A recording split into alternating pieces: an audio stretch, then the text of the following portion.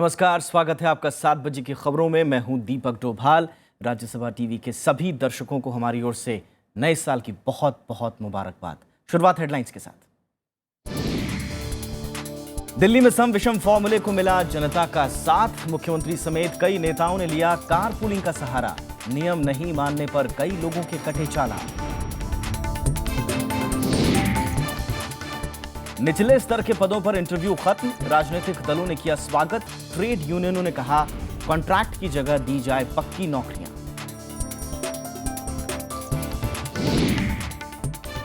कीर्ति आजाद ने दिया पार्टी के नोटिस का जवाब। कहा निलंबन गलत सबूतों के तौर पर भेजी 4 सीडी।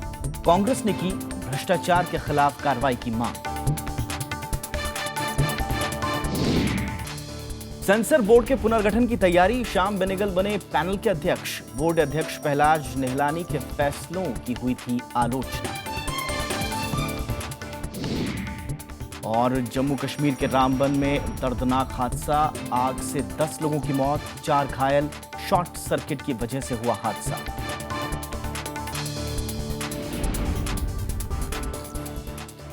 और सबसे पहले आज की पहली खबर।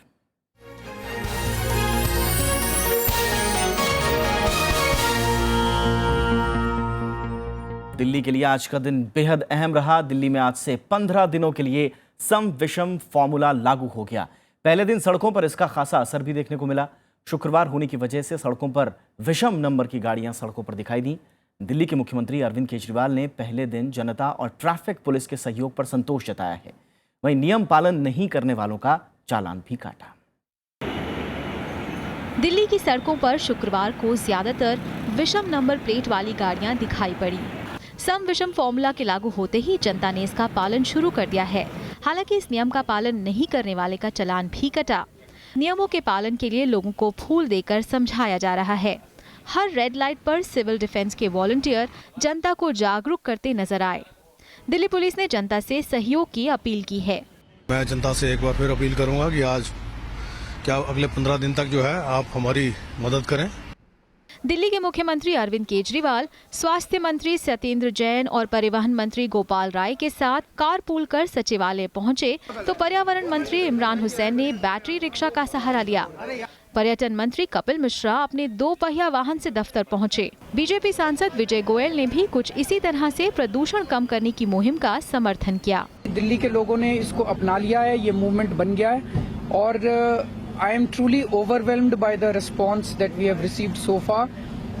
दिल्ली के लोग बहुत जबरदस्त लोग हैं। उन्होंने एक बहुत ही इम्पॉसिबल सा काम करके दिखाया है। हालांकि सम विषम फॉर्मूले को लेकर जनता ने दिल्ली सरकार से कुछ सवाल भी पूछे हैं। कॉन्ट्रैक्टर होने के नाते मैं एक ही गाड़ी है मेरे पास जैसे ही है, तो मेरे को सारे में जाना पड़ता है डेली। तो मैं इस गाड़ी को एक दिन छोड़ूंगा, एक दिन नहीं चलाऊंगा, तो मेरी लेबर तो साइडों पे खाली बैठी रहेगी। सम विषम का नियम रविवार को छोड़कर हर दिन सुबह 8 बजे से रात 8 बजे तक लागू होगा। इस नियम के अनुसार सम और विषम नंबर प्लेट की गाड़ियां एक-एक दिन छोड़कर चलेंगी। एनसीआर और दूसरे राज्यों से दिल्ली आने वाली सभी निजी कारों पर भी ये नियम लागू होंगे। दिल्ली सरकार की इस मुहिम का लोग खुलकर स्वागत कर रहे हैं, तो विपक्ष भी दबी जबान से इसे स्वीकार कर रहा है। सरकार इसे अब तक सफल करार दे रही है, लेकिन असली परीक्षा तो सोमवार से है, जब छुट्टियों की घुमाई के बाद लोग अपने घरों से बाहर निकलेंगे। कैमरा पर्सन विजय के साथ अनु दीवान, राज्यसभा टीवी, दिल्ली। और दिल्ली के परिवहन मंत्री गोपाल राय ने खुद बस में घूमकर इस बात का जायजा लिया कि सड़कों पर सम विषम फॉर्मूले का पालन हो रहा है या नहीं। राज्यसभा टीवी से बातचीत के दौरान उन्होंने कहा कि 15 दिन के ट्रायल के बाद आगे की रणनीति तय की जाएगी। दिल्ली के परिवहन मंत्री गोपाल राय जिस वक्त हमारे साथ हैं और वो इस समय डीटीसी बस में बैठ के दिल्ली की सड़कों पर जायजा ले रहे हैं कि आखिर ये ऑड इवन फॉर्मूला किस तरह से लागू किया गया है, लोग कैसे इसको एक्सेप्ट कर रहे हैं। सर, आपको जो फीडबैक मिल रहा है, आज शुरुआत हुई है इसकी, क्या फीडबैक आपको मिल रहा है? देखो, 2 चीज़ें तो साफ साफ दिख रही हैं।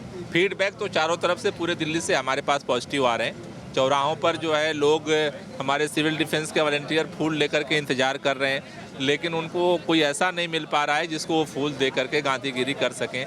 यानी कि दिल्ली के लोग पूरी तरह से इस फार्मूले को स्वीकार करने की तरफ बढ़ रहे हैं।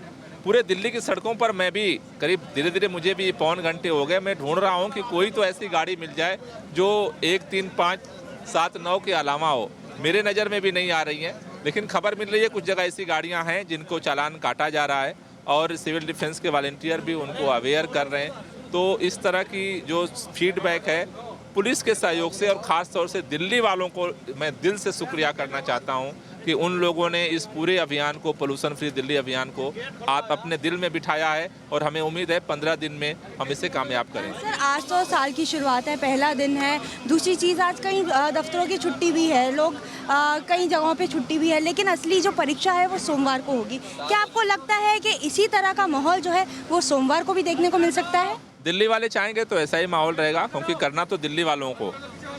कारें घरों में होती हैं और घरों से बाहर आती हैं।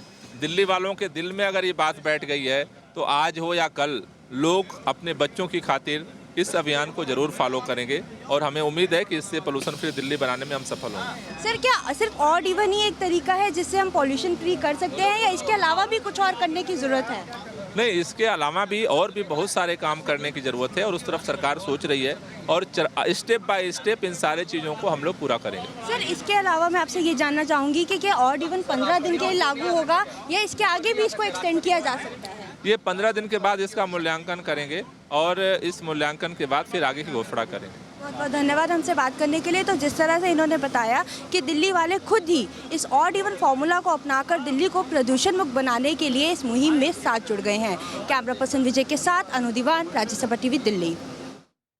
और अलका लांबा आम आदमी पार्टी की नेता इस वक्त हमारे साथ जुड़ चुकी हैं। उनका रुख करते हैं और उनसे आज जो दिन भर की तमाम कवायद रही, जनता प्लस आम आदमी पार्टी के कार्यकर्ताओं, वॉलंटियर्स, सिविल डिफेंस के लोग, ट्रैफिक पुलिस और तमाम जो लोग रहे, उन सब की जो मिलजुल कर कवायद रही, उसका क्या रिस्पांस मिला है, उनका हम उनका फीडबैक लेने की कोशिश करते हैं। अलका, बहुत बहुत स्वागत है आपका। साल का पहला दिन था, एक बहुत ही महत्वाकांक्षी जिसे कहेंगे कि परियोजना थी आप लोगों की। कैसा फीडबैक रहा? आप संतुष्ट हैं आज की कवायद से? देखिए, सबसे पहले तो मैं नव वर्ष के लिए राज्यसभा टेलीविजन, आपको और तमाम देश और दिल्ली वासियों को नव वर्ष बहुत बहुत शुक्रिया आपको भी देती हूँ। धन्यवाद। और मैं ये कहूंगी ये वही दिल्ली है जिसने 2015 में भ्रष्टाचार को हराया और 2016 में हमने कुछ नहीं किया। हम एक सरकार हैं, सरकार कानून और नियम बनाती है, उसे लागू करना, उसका नियमों का पालन करना, कानून का सम्मान करना, ये लोगों पर निर्भर होता है। तो आज की जो भी जीत हम देख रहे हैं प्रदूषण के ऊपर, जो हराया प्रदूषण को, उसका सारा श्रेय अगर मैं किसी को दूंगी तो दिल्ली के लोगों को दूंगी, जिन्होंने इसे बहुत गंभीरता से इस चीज को लिया है। मैं फिर इसमें कहूंगी कि 117 सिर्फ चालान हुए और फिर भी मैं कहूंगी आने वाले समय में लोग इसको और गंभीरता से इसकी जो है इसको समझेंगे। हम लोगों ने देखा किस तरीके से शाम होते होते जो है बीजेपी के सांसद विजय गोयल जी आपको साइकिल दिखाते हुए दिखे, वहीं दूसरी ओर बीजेपी के ही सांसद सत्यपाल जी उसी नियम को तोड़ते हुए भी दिखे। पी चिदम्बरम साहब कांग्रेस के बड़े नेता हैं जिन्होंने कहा कि अच्छा एक शुरुआत है, कामयाब रहे। नवीन जिंदल पूर्व सांसद ने भी तारीफ की इस चीज की। तो मैं ये कहूंगी कि ये पहली बार हुआ है, सरकारें कानून बनाती थी लेकिन वीवीआईपी का जो दर्जा प्राप्त होता था मुख्यमंत्री मंत्रियों का, उसका लाभ फायदा उठाते हुए अपने आप को कानून से हमेशा ऊपर रखा जाता था। लेकिन दिल्ली सरकार ने, मुख्यमंत्री अरविंद केजरीवाल ने और तमाम मंत्रियों ने एक उदाहरण पेश किया कि अपने आप को कानून से ऊपर वीवीआईपी का दर्जे का इस्तेमाल करते हुए नहीं ऊपर रखा, जबकि उस कानून के दायरे में रखा। और आपने देखा किस तरह से मुख्यमंत्री और तमाम दिल्ली सरकार के मंत्री जो है वो किस तरह के यातायात का जो है, चाहे गोपाल राय जी हो परिवहन मंत्री, बस में आपको जाते हुए दिखे, कपिल मिश्रा मंत्री आपको मोटरसाइकिल पे जाते हुए मिले, ई रिक्शा में खुद पर्यावरण मंत्री इमरान हुसैन आपको मिले, मुख्यमंत्री उप मुख्यमंत्री कारपूलिंग। तो मैं कहूंगी ये जीत का सेहरा पूरी तरीके से कामयाबी दिल्ली के लोगों को मैं इसका श्रेय देना चाहूंगी। और फायदा सब देख रहे हैं, प्रदूषण में कमी आई, सब लोग इस बात को गवाही दे रहे हैं कि जाम आज दिल्ली में जो था वो जाम नहीं लगे, प्रदूषण में कमी आई। ट्रैफिक पुलिस ने ट्वीट किया है जिसमें यह लिखा कि पहली बार हुआ है कि नव वर्ष में 24 घंटों के अंदर कोई बड़ी दुर्घटना जो है, कोई एक्सीडेंट की वारदात जो है वो सामने नहीं आई है। मैं फिर कहूंगी दिल्ली के लोगों ने आज इसको बहुत गंभीरता से लिया है।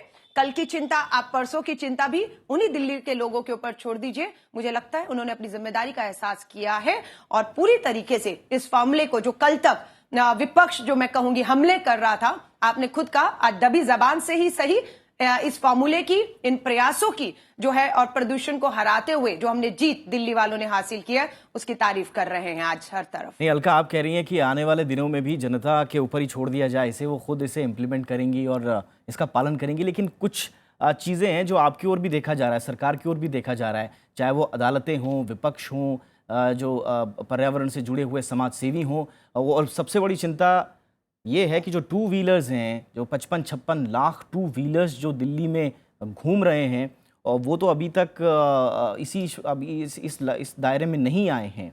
क्या आप लोग सोच रहे हैं उस तरफ कुछ? देखिए, बिल्कुल मैं कहूंगी, अगर ये 55-56 लाख टू व्हीलर को भी हम इसमें आज पहले जो फेस है 1 जनवरी से 15 में शामिल कर लेते, तो आप सोचिए एक दबाव बहुत बन जाता सरकार के ऊपर, क्योंकि हमारी डीटीसी की बसें हम लोगों ने बढ़ाई हैं, 6000 के करीब बसें आज उतारी गई।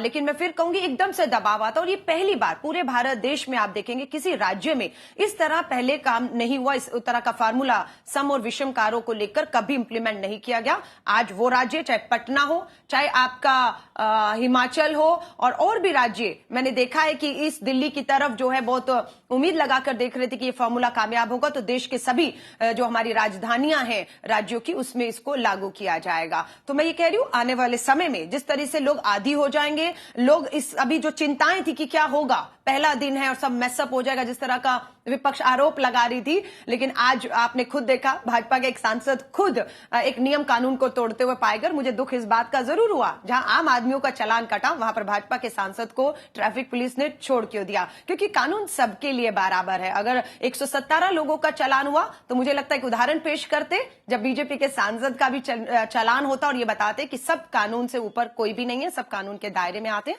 लेकिन आने वाले समय में हो सकता है 15 तारीख के बाद भी दिल्ली के लोग अगर चाहेंगे तो इस फार्मूले को आगे बढ़ाया जाएगा। जो सुधार, जो कमियां 15 दिनों में हमारे सामने आएंगी, उन कमियों पे काम भी जरूर किया जाएगा। और जरूर जब हम बिल्कुल सक्षम हो जाएंगे, तैयार हो जाएंगे, लोग अपनी गाड़ियों को जब छोड़ेंगे, तो पब्लिक ट्रांसपोर्टेशन के लिए हम इतना सरकार तैयार कर देगी आने वाले समय में। जरूर ये जो आप बता रहे 55-56 लाख टू व्हीलर्स भी हैं, उनको भी शामिल किया जा सकता है।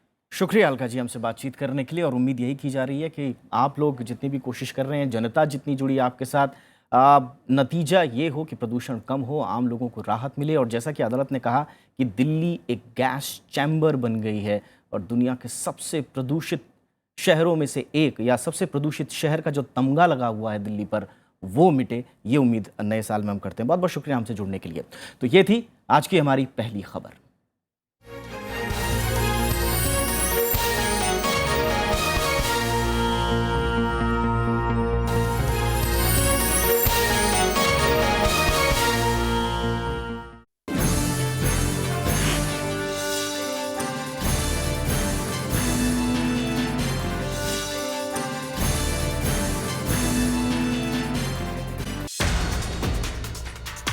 नए साल से नया बदलाव, छोटी नौकरियों के लिए खत्म हुआ साक्षात्कार, ग्रुप सी और डी के लिए राहत, भ्रष्टाचार पर लगाम है मकसद। देखिए पहली खबर, इंटरव्यू खत्म, आज रात 8 बजे।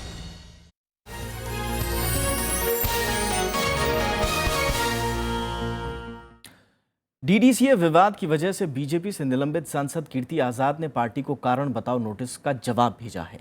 आजाद ने सभी आरोपों को नकारते हुए अपने सस्पेंशन को गलत बताया। डीडीसीए में घोटाले को लेकर वित्त मंत्री अरुण जेटली पर आरोप लगाने के बाद कीर्ति आजाद को पार्टी ने सस्पेंड कर दिया था। नोटिस में उन्हें पार्टी से निकालने की चेतावनी भी दी गई थी। उस समय के उपाध्यक्ष बीजेपी से निलंबित सांसद कीर्ति आजाद ने नोटिस का जवाब भेज दिया है। 3 पन्ने के जवाब में कीर्ति ने खुद को पार्टी का ईमानदार कार्यकर्ता बताते हुए निलंबन को गलत ठहराया। आजाद ने कहा कि डीडीसीए मामले में जो कुछ भी चल रहा है उसे राजनीतिक चश्मे से न देखा जाए। कीर्ति आजाद ने कहा कि उन्होंने सिर्फ भ्रष्टाचार का मुद्दा उठाया, लेकिन कभी भी किसी का नाम नहीं लिया। कीर्ति आजाद ने संसद सत्र के दौरान डीडीसीए का मुद्दा उठाया था, जिसमें अप्रत्यक्ष तौर पर वित्त मंत्री अरुण जेटली पर भी निशाना साधा गया था। उनके इस रुख से बीजेपी जहां बचाव की मुद्रा में आ गई, तो वहीं विपक्षी दलों को सरकार पर हमले का मौका मिल गया था। सत्र खत्म होते ही उन्हें पार्टी से निलंबित कर दिया गया और गुरुवार को भेजे गए कारण बताओ नोटिस से निकालने तक की चेतावनी दी गई थी।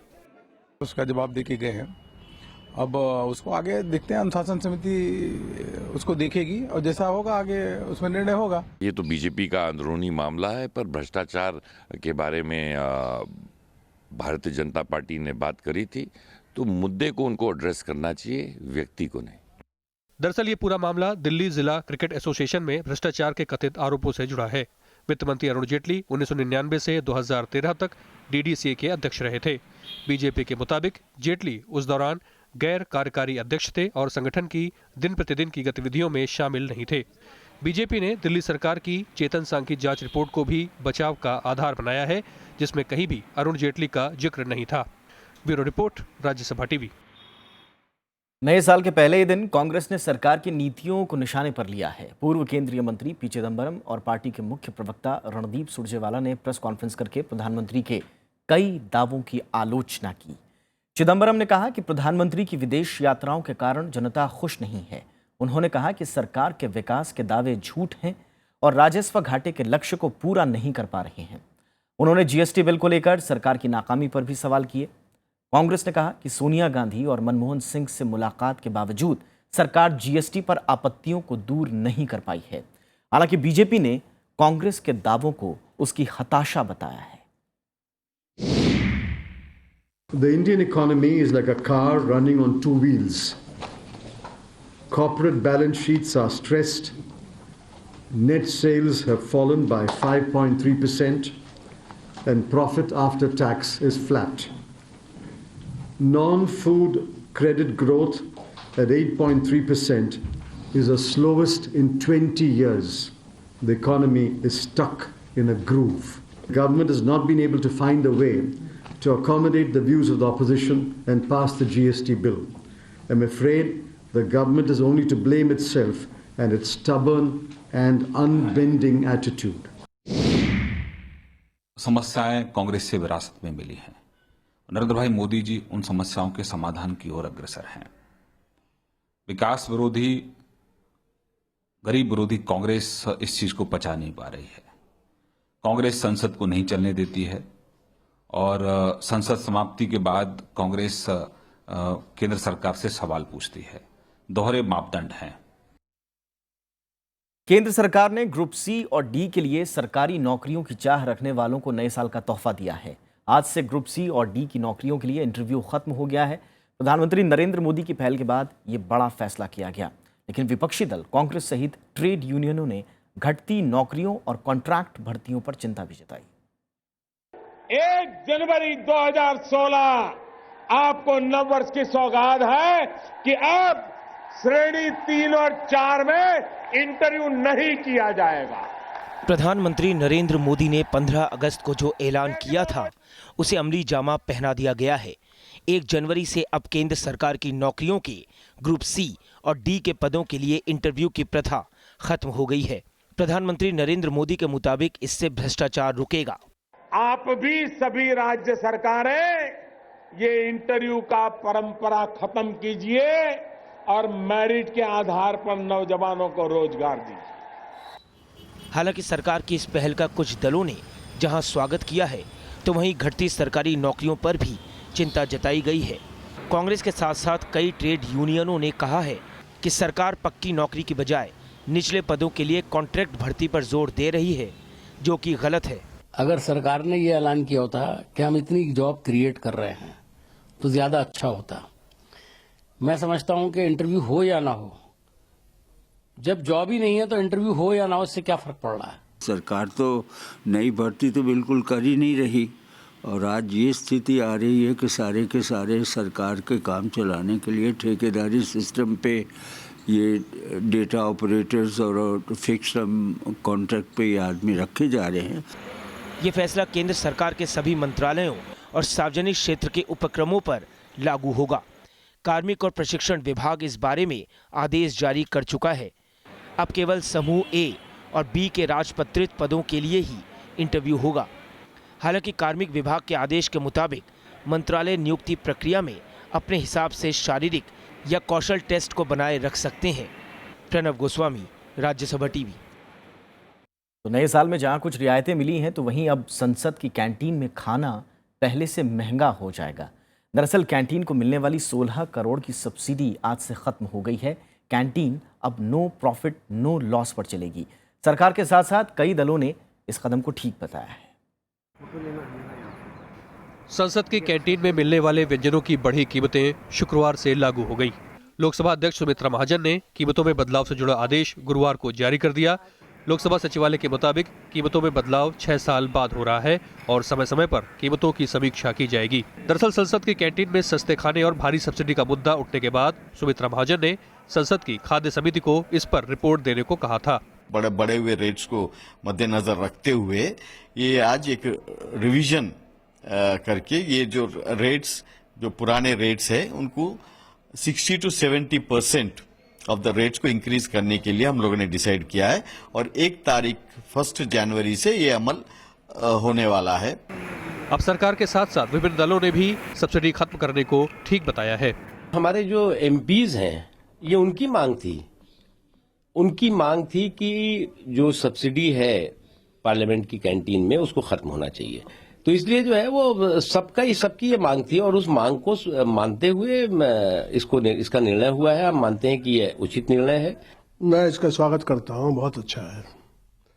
वहाँ तो सब लोग खाते थे, लेकिन राजनीतिक लोगों के सर पे या एमपीज के सर पर ज्यादा बहस चलती रहती थी, तो अच्छा है वो सब्सिडी खत्म कर दी। तमाम सांसदों ने इस चीज़ के लिए पहल भी की थी और अगर सब्सिडी खाने पर पार्लियामेंट में सांसदों को न मिले तो मैं समझ सकता हूं कोई इसमें आश्चर्य की बात नहीं, अच्छा कदम है।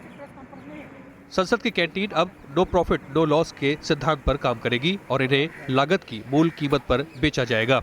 बढ़ी कीमतों के बाद अब सांसदों, लोकसभा राज्यसभा के कर्मचारियों, मीडिया कर्मियों, सुरक्षा कर्मियों और साथ साथ आगंतुकों को बढ़ी कीमतें चुकानी पड़ेगी। Bureau report, Rajya Sabha TV. 18 महीने के कार्यकाल के बाद केंद्र सरकार के पास सबसे बड़ी चुनौती वादों को पूरा करने की है। वादे वो जो प्रधानमंत्री नरेंद्र मोदी ने अपनी विदेश यात्राओं के दौरान किए हैं। 18 महीने के कार्यकाल में सभी महत्वपूर्ण देशों से व्यक्तिगत संबंध बनाना प्रधानमंत्री की विदेश नीति की सबसे बड़ी सफलता है। लेकिन इन सब के बीच चुनौती ये भी है कि विदेश यात्राओं के दौरान हुए समझौतों को देश हित में कैसे बदला जाए।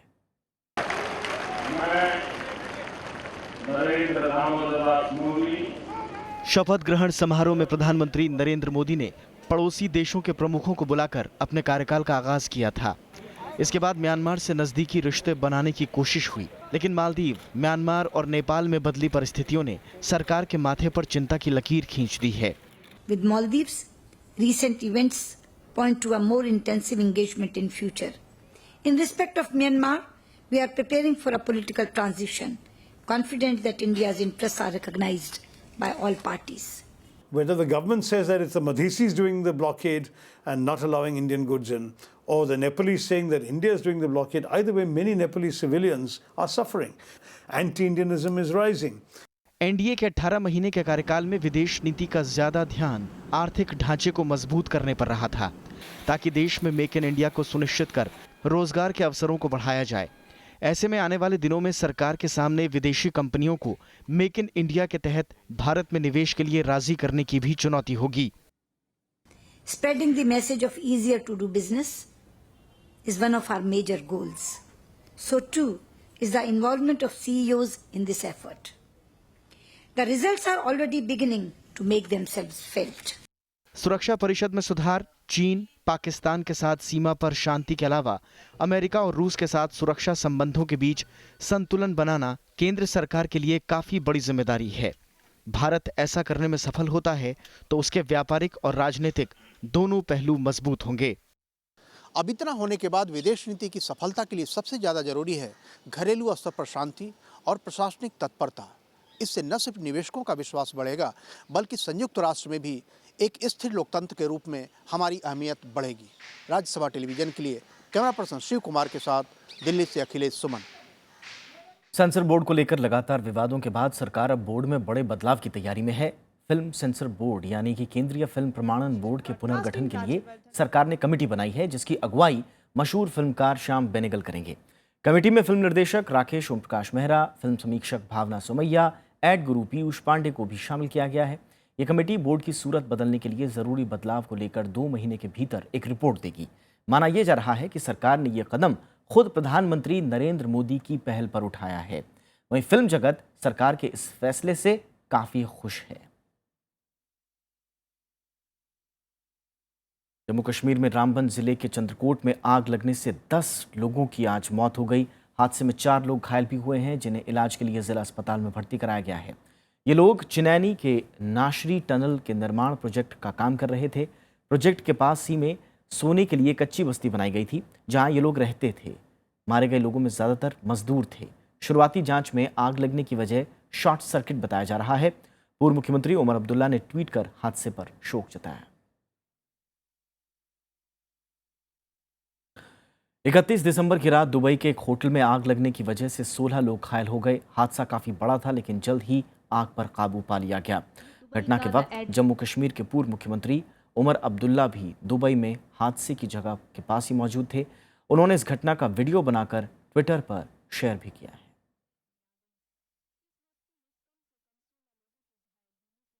भारत सहित दुनिया भर में नया साल का जश्न है। भारत में लोगों ने अलग अलग तरीके से नए साल का स्वागत किया। विदेशों में भी नए साल का जश्न अलग अलग अंदाज में मनाया गया। आप भी देखिए किस तरह से दुनिया ने नए साल का इस्तकबाल किया। जाते जाते इस खास खबर में सुबह के सूरज से नए साल का आगाज हुआ। हर किसी ने साल का स्वागत नए अंदाज में किया। दिल्ली और मुंबई में रात भर लोग जश्न में डूबे रहे। भोपाल में बड़ी संख्या में जमा होकर नए साल का जश्न मनाया गया, तो वहीं चेन्नई में एक दूसरे को बधाई देकर नए साल की शुरुआत हुई। नए साल के मौके पर मथुरा में भगवान को भोग लगाया गया, तो वहीं दिल्ली के साईं मंदिर में लोगों ने साल की शुरुआत पूजा करके की। इस मौके पर सुरक्षा के कड़े इंतजाम किए गए थे।